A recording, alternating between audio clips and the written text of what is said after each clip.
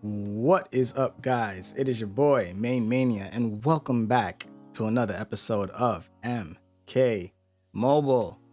Ladies and gentlemen, I have no tower equipment. I'm poor, and I haven't lost the battle yet, so I haven't gotten the offer for the 20 for 20. I do think that's the best valued pack in the game as far as for money, the 20 tower pieces for $20. And judging by Reddit and what Taken posted in Discord, those packs have been full of epics. So a lot of people seem to have really good pulls from that pack. So hopefully, I'll get it at some point. I'm not really sure just yet. I'm just kind of toughing things out. But I wanted to show you guys my Battle 60. I did not record this one live. I recorded it from my phone as I was playing, just in case I decided to use the footage. And it ended up being a pretty good battle. I didn't know what to walk in and expect from anything. So I just kind of said, all right, I'm just going to record just so I have the footage and we'll kind of see what happens. And I only have one tower gear piece. It's an uncommon, but I decided not to use it and just test out, if you want to call it that, test out my boss build that I used for my first run of towers, well, brand new towers, when I have zero tower gear whatsoever. So that's what you guys are about to see right now. You're about to see that run, and hopefully you guys enjoy what you see. So, Hey, listen. getting the battle started, I gotta say, I love these new loading screens. Like, look at this, guys. Look at this. 2 seconds. It literally takes 2 seconds for the match to start. But here we go. We're gonna rock out. Switch to Johnny. He's gonna get that shield because I put the lucky hat on Spec Op so that Johnny can get some kind of health protection. And we're just gonna try to whittle. Right now I'm whittling Rain. I'm not really sure. I didn't look at their equipment at all, so I don't really know who can dodge specials, who can resurrect, etc. I'm assuming Jax is gonna be the one to resurrect, especially if he has his brutality equipment on. So I'm a little worried about Jax coming into this. Not really sure what he can do, but since Johnny's luck has worn off from his Widowmaker piece, I'm bringing back in Spec Op. Spec Op has what's that piece called again? I can't remember. It causes death mark though on special 1, and DM Jax annihilated me. Holy freaking hell. I did not think he did me like that, y'all. Shit. Yo, he annihilated me. Jax is doing damage. Like, he's doing damage. All right, we got to tag out. I remember feeling like I was in trouble and saying to myself, like, all right, I'm going to have to tag out. Johnny doesn't have, well, his luck was going to start wearing off soon. So I just wanted to secure a snare. And once I got that snare, then I can bring in Cyrax and then come on back. Actually, it looks like I didn't tag out.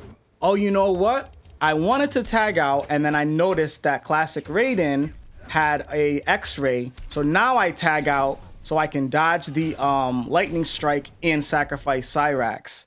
Now Johnny comes back in. I've got all my strength and stacks from the Divine Tornadic Pauldron. I've been talking about that piece so much lately, but I freaking love it. That definitely helped me farm that those strength and stacks for the combat pass challenges. But yeah, at this point it's whittle, be cautious, maintain my power. I still have luck thanks to that tag out and tag back in from the Widowmaker piece that I have on Johnny. And it's just a matter of whittling and making sure that Raiden does not get a special. So yeah, that's what the battle entailed. I'm pretty sure you guys would love to see what I'm gonna get from this. It's not gonna be anything great. Guys, I don't have good luck. Like, you guys, you know this already, man. I do not have good luck when it comes to drops in this game. I don't know what it is. I just, I don't be getting that luck, man. I really don't be getting that luck. But yeah, to show you my equipment, this is what I had on the Soul Seeker. That's the piece. This was the equipment that I had on in the match. I had the pieces on Cyrax because he was supposed to be my starter. But once I put the lucky hat on Scorpion, I said, nah, we're going to put the lucky hat on Scorpion because I want to immediately start the match with Johnny having a shield, thanks to that tag out shield for 20 seconds. So that was the plan. It worked out. We got it done in one. I don't even remember how much time was left in the battle. Let me scroll back real quick and just see. How much time did I have left back? Because I don't know if I'm going to be able to make it through. Okay, I had 34 seconds left. 33, 34 seconds. Yeah, 34 seconds. So decent amount of time. I don't know if that's going to be enough to make it through battle 80 with still 0 pieces. I know I'm running it back, but at the end of the day, it's going to be a short video anyways. So yeah, guys, I thought this battle was well ramped up as far as difficulty. Like, they ramped this battle up really, really bad. And for those of you guys who wanted to look at my equipment, any other players that did not catch my equipment, you know, there are a lot of tower pieces from past towers, but there's 0 tower pieces from this tower, so no tower damage at all. But a lot of these pieces that I'm using are going to either give me attack boosts, they're going to give me, you know, luck, crit chance, and, you know, extra damage. So yeah, guys, take a look at those pieces. I do have another variation of this build that includes the Dynasty Parade uniform to add shield break to the mix, but I took it off because I noticed that shield break does not, and this is so dumb because it would have made that piece so good in this tower.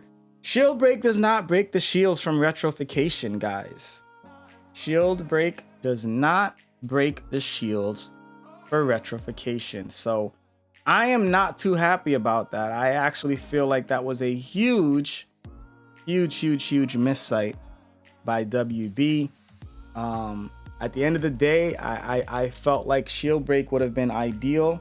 Retrification sucks. You know, I know we only have to put up with it for the tower, but as a modifier, it sucks. And I do believe battle 200 of Fatal is Sandstorm plus retrification. So I'm not a fan.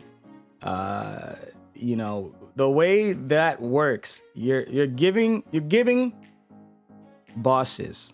Let me be clear on that, right? Think about this, guys. You're giving bosses, broken OP ass bosses.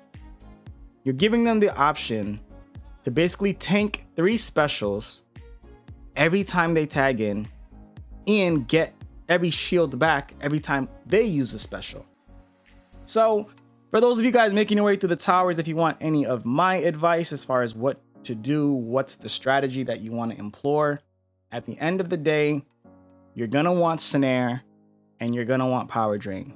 Those are going to be the number 1 and number 2.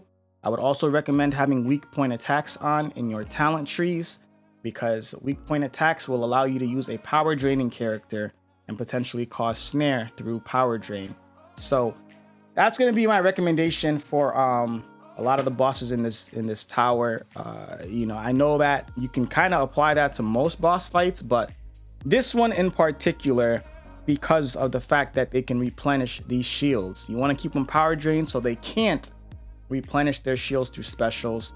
And you know, you're gonna have to end up burning specials to get rid of that shield. So maybe a strategy would be to have a filler character, right? Like a starting character.